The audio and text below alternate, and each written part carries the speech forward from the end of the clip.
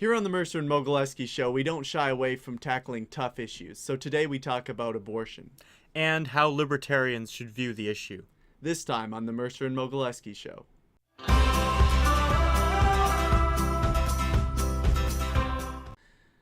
Hey guys, welcome back. Today we're talking about a more somber subject of abortion. And the libertarians' approach to it. Now, Mercer, oftentimes there's real conflict within the libertarian movement specifically on whether they are pro-life or pro-choice, as one might say. Yeah, this is not actually unique to libertarianism. Conservatives fight about being pro-life and pro-choice. Liberals even fight about this. They don't fight about it, at least in Canada, no longer pretty much. It's liberals and NDP are fully pro-choice. And the Conservative Party still, I guess there's still people who fight about that. But then it's not really a legislative issue among libertarians, but it's a real philosophical discussion about what libertarians believe in freedom. And so the tendency often is to say, well, the mother gets to choose what she wants to do. But we would definitely not hold that view. Yeah, well, it's a real question of what is inside the womb. That is the real question, because if that person, we would say that's a person, if that person is a person, then they are granted the rights of no harm as anyone else. So like in the libertarian movement, we would say you cannot force someone to do something, right? You cannot cause harm against other people. So in that sense, and in the biblical sense as well, which lines up with the Bible, thou shalt not murder. If that is a human, that is wrong. Yeah, so then the question only becomes whether or not it's a human being. Now, biblically, there's no question. It talks about being knit together in your mother's womb, like an actual person there. And that there's no real not understanding of why, like, even Jesus was conceived and was a human being for 9 months in his mother's womb. This is not a problem for Christians who would interpret the Bible just straight up.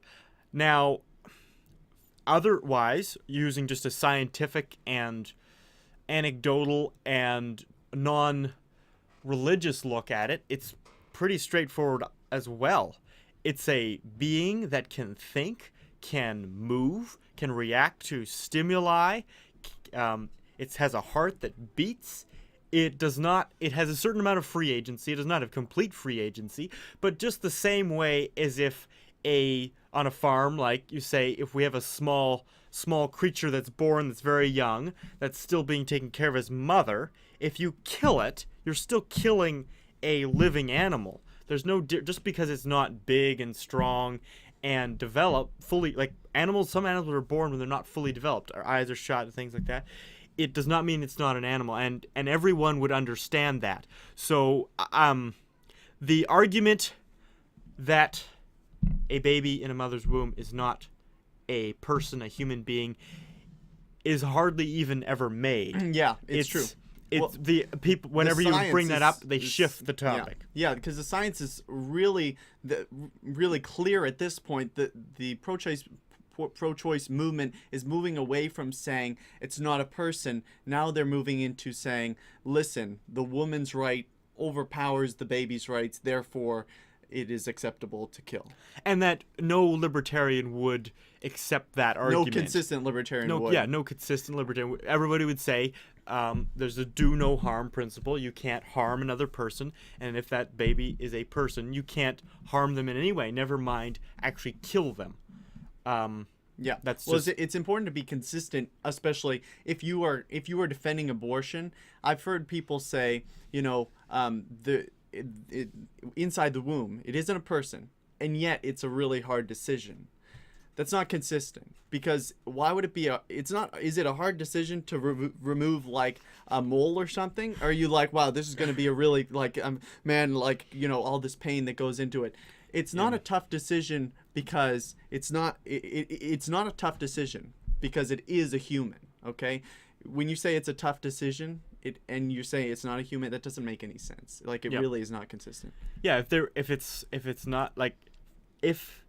it can be it can't be proven, but should a baby not in a womb be not an actual person, nobody would have a problem with abortion. Yeah. And nobody would have any look back or regret or anything. But because it is, that is why this is such a hot issue. And that's why people campaign so violently for pro-choice as well. Yeah. That's why there's so much conflict on this issue. And we don't make these statements without sympathy for the mother. Obviously, this is like whatever.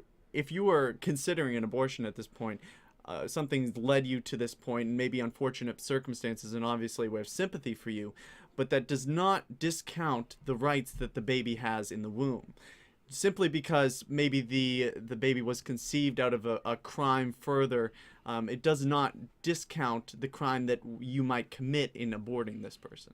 Yeah, there's no logical or even a good emotional argument even to claim that a baby needs to be aborted for any reason. I can understand why people want this. It can be, babies are big things. I'm about to have one, and like that's a real impact on someone's life. But there's no inconvenience or problem in a person's life that gives you the right to supersede someone else's rights. Yeah, for sure. Well, we're not done talking about this, guys, but that's all for today. We'd really like to know your thoughts in the discussion, in the comments below, and maybe create a discussion. And we'll probably link to a video I did at the Winnipeg March for Life last year. You can check that out. It'll be coming up earlier on this year, maybe up in the eye there. If you click on it, you can go watch that. It's kind of some shaky footage, but you can see what that's all about. Thanks for watching, guys. Really appreciate it.